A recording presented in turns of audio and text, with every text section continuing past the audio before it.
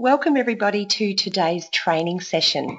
My name is Tracy Seacombe. I'm a Ruby Director with Jeunesse Global, and I want to talk to you about today is running a home business, which sounds like a very obvious topic because that's what we're doing. But I think that sometimes people struggle with getting organised and having structure. Sometimes it can be very distracting to work from home, and there are lots of things that we can be doing that are not actually going to be building our business. So just to give you a bit of context around this, and the reason that I have a lot of experience with this is I'm a physiotherapist, and when I left university I started by working in a private practice. So I was employed by somebody else and I had a job. So I drove my car from home, parked my car, went into work, then got into my car at the end of the day and came home again. So that's when I worked, is when I arrived at work, and when I left work I stopped working, and when I got home I didn't do any more work because I was employed, and so it was very structured. But when I started my own physiotherapy company, Safe Work Practice, 19 years ago, I didn't need an office. And the reason I didn't need an office is because all of our services are actually supplied to the client at their workplace. So what I was able to do was drive to the client, perform the services, and then drive to the next client. So I spent the day driving from client to client, but all of my reports and all of my organisation behind the business and the admin support that at first I did myself needed to be done at home. So I had a home-based office where I ran the business from home, even though my services were provided off-site. So you can see the similarities with the Jeunesse business, because in Jeunesse we're going out to meetings, we're going out for coffees face-to-face with prospects, we're having team training perhaps in a coffee shop or at an event, but we are really doing most of our business from home or wherever we may be. So what I want you to take from this is a true analysis of exactly what you're doing now. Quite often when we watch a training video, we can just sit back and watch it, or even listen to it in the background while we're doing other things, and think that it's interesting but not really do anything about it. My challenge to you today is to actually use this information to analyse your business and write down some key changes that you're going to make straight away. Schedule them in. If you have a full day after you get off this training session, schedule them in to make those changes after you've identified what you could improve on in terms of your organisation and your setup of running a business at home. So first of all, your workspace. Now, what can be tempting when you run a business like this, and we always talk about the great flexibility that we have, is to just work somewhere different all the time. In fact, I often see Facebook posts of people in coffee shops saying, "My office today." That is a very distracting place for you to actually get on with the job and do your work. What I suggest is that if you really want to be effective and productive and you want to grow your business, which I know you all do because that's why you're watching this training, is that you set up a designated workspace. Now, I am very blessed to have a beautiful office in my house, and I have a desk with my computer set up on it, and so it's very much like going to an office every day, except I can walk there from the kitchen. So if you can do that, that's perfect. If you can't do that, then what I suggest you do is set up a designated workspace. Now, I'm just going to shut the back door because somebody's drilling next door. Just hang on one sec.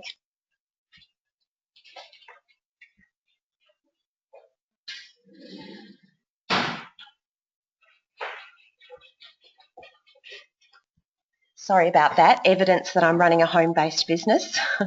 So if you don't have a room that you can dedicate to your office, then at least set up a desk somewhere with your computer set up and make that your workspace.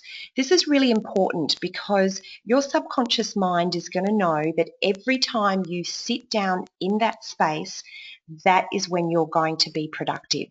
So this is really creating quite a change from a subconscious point of view if you designate a special spot for you to do your work in. If it's possible, keep it as private as you can. If you can't shut a door, then just set it up in a way where you can have some privacy, and this might be around timing. So if you have small children, it might be when they're having their sleep, when they're at kindy or school, or it might be in the evenings once you've actually put them to bed. So if you're going to be interrupted all the time, you're really going to cut your flow and your concentration, and the time that you are putting into your business is not going to be as productive. Being tidy. So I sound really bossy now by saying that you should be tidy, but this is very important on a number of levels as well. It's going to tie in very closely to being organised. You're going to know where things are if you're tidy, but it also is going to make you feel clearer in your mind. If you have clutter everywhere, your mind can feel cluttered as well. So it's really important for you to set yourself up in a tidy environment so that you don't feel like there's a lot of clutter and disorganisation around you. If you're organised, then again, you can be very, very streamlined with taking the activities that you need to take and getting them done. So make sure that you have an in tray of things that need to do, you have a to-do list that you're checking off, and you have structure around the tasks that you're going to take. File things away. Don't just have lots of loose paper and piles of paper on your desk. Organise them and put them where they belong. You want to enjoy this. You chose this. So this isn't something that somebody forced you to do. You have chosen to run your own business. So set up a work environment that matches your personality so that you're going to enjoy it. Have colours that you enjoy. Have a smell, for example, if you like to burn a nice candle, only when you're there, of course, don't leave it burning. And even if you have a certain music that you know is not going to distract you quietly in the background, but certainly set it up to match your personality so it's an enjoyable place for you to be.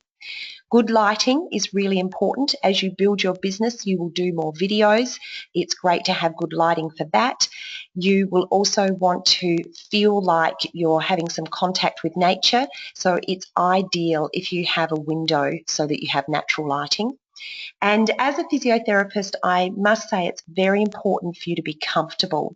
A lot of people don't put much thought into this. You won't be productive and you won't want to stay there for long if you're uncomfortable and you're getting sore in your back or in your neck or whatever it may be. So make sure that you're definitely in a comfortable chair and you've got your workstation set up so that you have a good posture. This will also increase the oxygen that you get into your lungs if you're sitting up straight as opposed to slumping, and this means you'll get more oxygen to your brain and it will be easier for you to concentrate for longer. Clocking on. So I started by talking about when I had a job. When I had a job, it was very clear what time I started. I started at 8 a.m. every morning and I clocked off at 4 p.m. Now, I was a very, very diligent employee and often I didn't leave at 4, but I stopped getting paid at 4. You really want to treat your home business like a job. You are both the boss and the employee. So you want to be a good boss and you want to be a good employee. But a boss needs boundaries. If you were going to pay yourself, you would not want people to be clocking off early. You would want to make sure that you're getting your money's worth, and if you were paying them to work a certain number of hours, you would expect them to work those hours. So put yourself in that position. This is a really good chance for you to analyse, do I clock on and clock off when I have set myself a target time period for me to spend on this business? Now, most of you do this business part-time. So you have a job or you have another business or you have a family. But when you make a decision of how many hours per week you're going to spend on this business, then you actually want to structure that into your week, and it should go into your diary or your calendar just like your other appointments do. So if you drop off the kids, for example, at 8:30 a.m. and then you come home, you are literally going to clock on at 9 a.m. Now, you may have to go off and do something at 12 and you're going to clock off at 12. Make sure it's in your diary so that you're treating it like a job and you don't just get distracted and end up doing something else. You are going to be sitting at your computer for long periods of time, so make sure that you're getting up and moving around every 45 minutes. Ensure that you stop for your meal breaks. Stop and walk away from the computer and take a proper lunch break so that you can be mindful while you're eating and get the best nutritional value from that break, and a break for your mind so that you're enthused and productive again when you go back and hit the work again. So ask yourself this question and be very honest with the answer that you give. What would you pay yourself now if you were consulting for yourself? If you find that that's a very low number, you may want to really consider that you want to give yourself more value, because this is your business and you want this business to grow. Some of you may have heard this term, eat the frog. And what that means is do the thing you know you should do first, even if you don't want to. So in a minute, I'm going to talk about what activities you should be doing to produce income. If you don't do these things first, chances are you're not going to do them at all. So it's another way of talking about procrastination, and we're all guilty of it. We check Facebook, we check emails, we do all the things that don't produce income, avoiding the actions that will produce income. To get the energy to do that thing, do it. It's the only way. So this will take a change of habit the first time that you do it. But if you make a decision that every time you clock on to your Jeunesse job, you're going to do that most important thing first, it will become a habit for you. And Bob Proctor always says, give yourself a command and follow it. This is really a sign of success. Successful people give themselves a command and they follow it. They don't give themselves excuses about why they'll do it later or how they don't feel like it today. And one of the ways that you can really get into the habit of taking these actions is to make your why bigger than your excuse. So there's plenty of training out there on your why. Always have it handy. Write it out. Why are you doing this business? Why did you decide to put the effort into this business to grow residual income?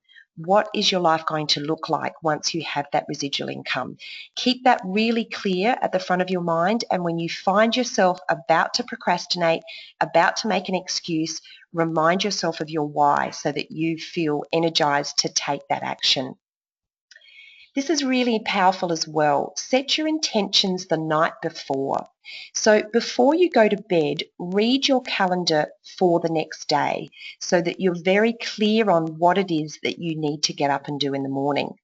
What happens then is your subconscious mind can start to prepare you for tomorrow's actions.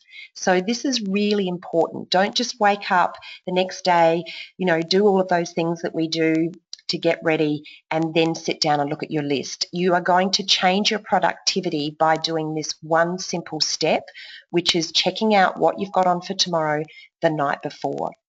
The other thing that you can do is have a look at that to-do list and be very, very certain that everything is a priority.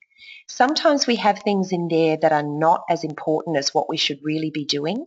If you really want to build your business, the actions that I'll talk about in this training should be on that list every single day that you can allocate to Jeunesse. So you might be able to move them forward, do them later, delegate them to someone else. Maybe your partner can pick up the dry cleaning, or you really don't need to do them at all and you can delete them off the list altogether. So what should you be doing when you are building your business? You've got your workspace set up, you're sat down in front of your computer, you have your phone. These are the actions that you must be taking. 80% of your time that you delegate to this business should be doing these actions. So even if you only have 10 hours per week to put into Jeunesse, 8 of them will be doing these things. And I'll explain what the other 2 are for in a minute. So one of the most important things for us to do in this business is to build our list, generate leads. We don't have a business if we don't have a list of prospects to contact. Now, if you're new to the business, this list is going to come from people you know and people they know. So many people get 6 months into this business and they have never written down their list. They say, oh, it's in my head. You are not going to have success unless you write it down. Brainstorm everybody you know, every single name that you can think of. And even if there's somebody that you would never ever contact about this business, put them down, because one name leads to another name. It's a brainstorming exercise to just empty your whole memory of all the people you know. Then go to Facebook, all your Facebook friends. Then go to LinkedIn, all your connections on there. Then go to your phone, everybody in your contacts. You might even still have an old-fashioned book that has names and numbers in it. Get all your contacts, get them all on the list, because this is what you're going to do to build your business, is you are going to reach out to those people one by one. The other thing that you're going to do every single day is share your story. So the process of reaching out to someone is to connect with them, listen to them, find out what their hotspots and their why is, and then you're going to share your story in a way that relates to what they've told you. Now, you need to understand what your story is. If you haven't written your story yet, that is another thing that you want to do after you get off from watching this video. Write your story. Where were you? What were you looking for? What made you say yes to this opportunity? And what is your vision for the future? It's a real I was lost, now I'm found story. There was a problem and this opportunity was the solution to that problem. And now you have your eyes set with absolute belief on where this opportunity is going to take you. That is what inspires people, is your story. You don't have to make it up. It has to be the complete truth, but think of it in those terms when you write your story. And this is what you're going to be doing day after day, is sharing your story with other people. Inviting new people, 80% of your time that's delegated to this business, to learn about the products and opportunity. So these are people who you haven't asked them to take a look before. So that's what I mean by new. So they might be people that you already know, but you've never actually shared your story with them and invited them to take a look. So the process is something like this. You reach out to someone, you may not have seen them for years, and you catch up. You find out what they've been up to, how many kids they have, where they work, how happy they are, what their relationships are like, what are their goals for the future. Then you share your story and you relate to what you've heard and you tell them where you were, where you are now, and where you're going. And then you invite them to find out more about it. And if they say yes to that, then you get them onto the live webinar on Monday night. You get them along to a live event. You get them onto a three-way call with your upline. You send them a link that is going to pique their interest and give them some information. And then the next most important step is that you follow them up. It's not their priority. They're not building a business yet. It's your priority. So you want to follow people up. Do not make assumptions around why you haven't heard back from someone. This is the biggest mistake that people make, and I made it too. We dream up stories about why someone hasn't got back to us. We have no idea why they haven't got back to us. Chances are they are busy and they've forgotten about it. So every business and every person who is successful requires follow-up, no matter what type of business it is. Then the other part that you're going to be doing is enrolling and getting them started. Tap them into the system, give them the getting started training, and follow them up and help them with it and help them get launched and launch their business. Now, all of that is your personal enrollment. So all of those steps are all about you prospecting and enrolling new people personally. The other activity that is an income producing activity, because it's going to grow your team, is three-way calls for your downline and launching your team. So that's the support that you're going to give your team that is also going to be income producing and grow your business. Showing them how to do the business, getting them started, and then three-way calls and launching your team. So 8 out of 10 hours that you put into this business must be spent on these particular activities. Now, if you're going to do a business like a business rather than a hobby, you need to track what you're doing. So it's really important that you are tracking these prospects. So not only do you write them down on a list in the first place, but you're going to be making notes next to those people who are on that list. What was the result of that phone call? What day did you ring them? What day did you say you'll ring them again? What link did you send them? What were the comments they said that it's important for you to remember so that when you speak to them again, you can pick up where you left off? So you want to make sure that however you like to track things, that you're tracking what you're doing. Some people like to have a book. So buy a book that's for your prospects and everybody goes in there so that you can track it. You want to make sure that when you're going to follow somebody up, it goes into your diary or your calendar so that you're not having to scroll through all your prospects all the time seeing when you're supposed to follow somebody up.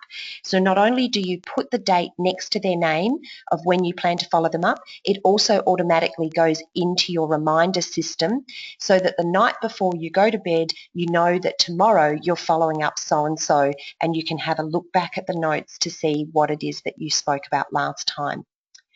Make sure that you're very clear on your goals. Now, your why is your big picture vision, the reason that you're doing this and what you're going to do once you've made it to that end target, whether it be Ruby, whether it be Diamond, whether it be a couple of extra $1,000 per month. That's the big picture. But you need smaller stages to get you there. So if you have just started, your first target is executive. You want to hit that goal of executive. So set that target, set a date that you're going to hit it.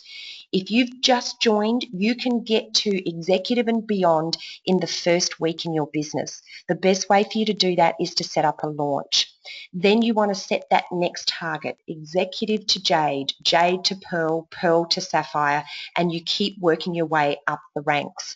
You want targets that are set monthly, targets that are set rank to rank. You can set targets from event to event. There is nothing better than getting up on stage to be recognised for rank advancement. You must be going to the conference in the Gold Coast if you're serious about building this business. Make sure that you've booked your flights, you've registered for the event, and you've got your accommodation organised, and then decide what rank you're going to be before that date in May and set that target to reach that rank before the conference in May. Have an accountability partner. It can be your upline. It can be anybody who's going to look over that tracking sheet and send it to them every week. This is going to stop you from having a blank sheet at the end of the week. If it's just you who's going to look at that tracking sheet, you will justify it. You will have excuses, you'll have reasons, and you'll tell yourself it's okay that it's blank. If you're having to send it to an accountability partner, you're going to make sure that names are on that list and that you've reached out and connected with them and that there is evidence of your income producing activity. Now, 10% of your time is managing your business. So what you're going to be doing in here is developing skills. So right now you're watching this training. So this slots into 10%.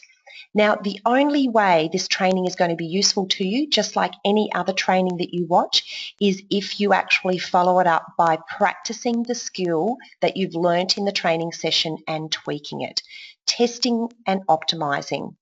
Then you're going to be getting feedback from your mentor. So for example, you may watch this training session, you might start doing some of those activities and you're not happy with the results that you're getting when you're picking up the phone and calling people. Ring your mentor, your upline, and get them to coach you by sharing with them what you said to the person, what they said back, and ask for suggestions about how you could improve on that skill. Personal development. You should all be reading books, listening to audios daily to develop yourself personally as a person and professionally. So there are so many training books that are recommended in the Getting Started training. If you haven't read all of those already or watched or listened to them all, I suggest that you start there, and those books will lead you to other books, and you can certainly ask your mentor for suggestions if you're not sure. Now, you can do more than 10% if you're going to do some of this outside of your allocated Jeunesse time. So if you can do 10 hours a week in Jeunesse, then 10% of it will be these things.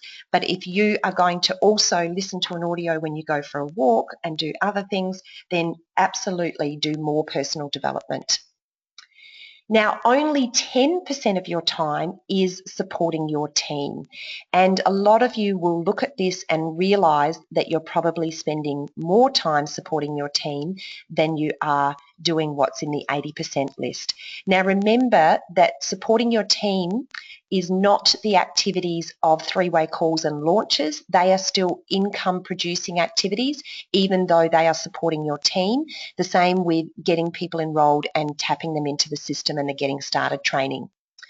So what I'm talking about here is constant back and forth and training of things that people can find that information already. Questions where you can send them to the answer rather than giving them the answer. So it takes us back to this old quote of give a man a fish and you feed him for a day, show him how to catch fish and you feed him for a lifetime. You're actually doing your team a disservice if you do everything for them. They are in business for themselves. They are never going to grow. They are never going to succeed if they expect you to do everything for them. So this business, they are not going to succeed and they are not going to grow, which means that you're wasting your time with them if they are not willing to put in effort themselves in the business. So show them where to find the answers to their questions. Tap them into the system. Make sure they've done the getting started training. If they're asking you questions where the answer is in the getting started training, it means they haven't done the getting started training. Get them on the weekly webinars. They can learn lots of information about the opportunity and the products and the compensation plan by getting on those webinars. Get them to live events, get them to participate in their team Facebook groups. Focus. This is huge. Now, I can't see you, but put up your hand if you are not always focused. And everyone should have their hand up, including me. So it's so easy for us to become distracted. I saw a hand go up, thank you. It's so easy for us to become distracted. Facebook, phone calls, incoming messages. Do you know what? You are in control of that and you can turn all of those things off. You do not need to be available 24/7 to the outside world. So turn off Facebook, turn off those incoming messages, turn your phone face down apart from when you're actually using it. And when you are spending that 80% of your time on those activities, you are not available to anybody else because you are prospecting, reaching out, connecting with new people and sharing information. Allow time in your schedule every couple of hours to reply to other people, but just don't be available all the time. People can wait. You are allowed to go to the toilet and have lunch. And so therefore, you're also allowed to sit down and build your business. And in fact, you should be setting that example to your team. If you're available to your team 24/7, they know that you're not sitting down and focusing and prospecting. Do one thing at a time. It's become almost favourable to say that you multitask. It is not effective if you're multitasking. It doesn't make you productive and it means that you're not actually performing any of those tasks effectively. The one exception I would say is that you can listen to an audio when you're exercising or driving, as long as you're a good, competent driver and you're focusing on the road. So you're going to be more efficient if you're focusing on one task intently at a time. It can actually be like meditation. It actually gives us greater power to be at our best. And you would have witnessed this if you've ever watched someone sing and you get goosebumps. This person is so focused on what they're doing, that pure action of singing. They are not thinking about the washing that they need to hang out. They are in the moment, totally absorbed in singing that song, and that's why you feel that goosebumps, is because of the energy attached to that. And you can apply that to anything. You can become very productive if you focus on exactly what you're doing at the time. So practice makes perfect. The more often you do something, the better you get. So if you're afraid of the list that I put in the slide under where you should be for 80% of your time, just get started. Just pick one of those things and start doing it every day. You might be terrified before you do it, but the more you do it, the better you'll get and the more you'll enjoy it. The biggest thing you need to get good at is talking to people. And the only way you'll get good at it is by practicing. Inspire yourself. When you're on these training sessions, when you're at live events, the bigger the event, the more inspired you feel. But when you go home, you go back to your old habits and you don't do what you said you were going to do when you were at that event. You're the person that has to inspire yourself. Start your day by imagining your vision. See yourself already living that life that you want to live. Feel it as if it's already real. Remind yourself of your why. Make sure that why elicits an emotion. It's going to be much more powerful if there's an emotion attached to your why. Exercise is a really good way to energize yourself and get you feeling good before you sit down and start working. This is a great one. Tell yourself that you love inviting people to see what you have to offer. When I was still consulting in my physiotherapy business, one of the things that I needed to do every night after I put the kids to bed was write extremely long medico-legal reports. Now, I used to groan and put it off and think, oh no, that's what I have to do now. And so I decided to tell myself that I loved writing those reports. And I seriously ended up loving writing them. And I got really good at it. I got really fast at them, and they were good. They were good reports. And that's exactly what's going to happen if you start telling yourself that you love connecting with new people, you love chatting with them on the phone, and you love inviting them to see what you have to offer. Now, obviously, you're going to love it if you really believe that what you have is an amazing opportunity. So really build your belief in the products, the company, and the opportunity so that that's what comes across when you're reaching out to people.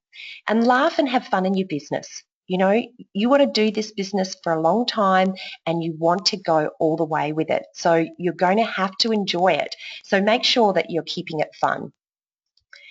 Control your feelings. Put up your hand if you have ever had ups and downs in your business.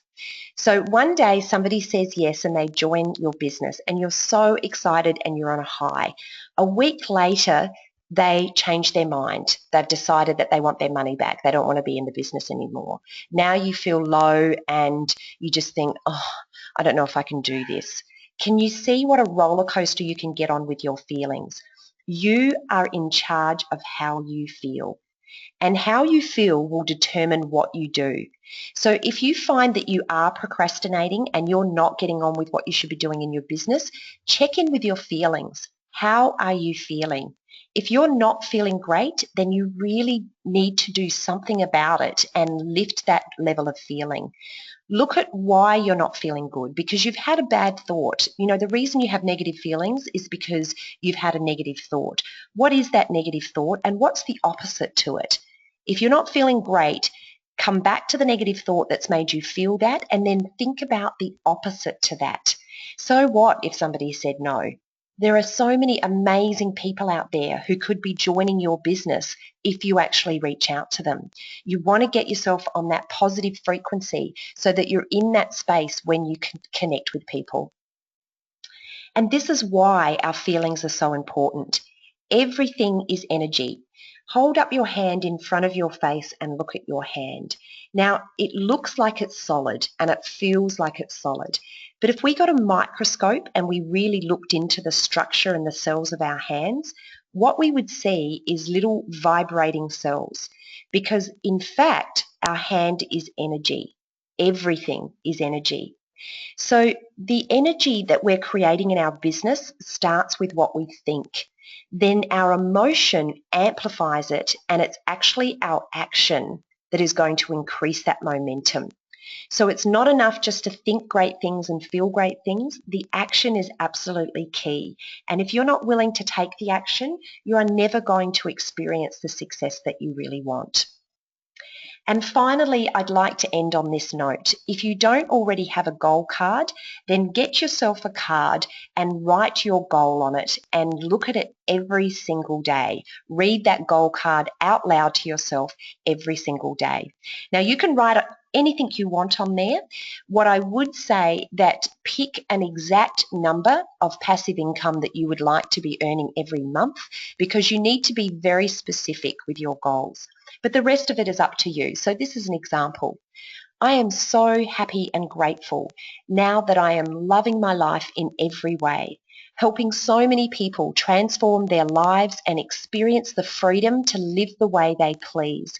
And as a result, I earn X dollars or more passive income each and every month. So take that away with you guys and make sure that you read your goal card every day. Go back over these slides or this video and really be honest with yourself about some tweaks that you might need to make with your business and the actions that you're taking. And have an absolutely wonderful, productive day.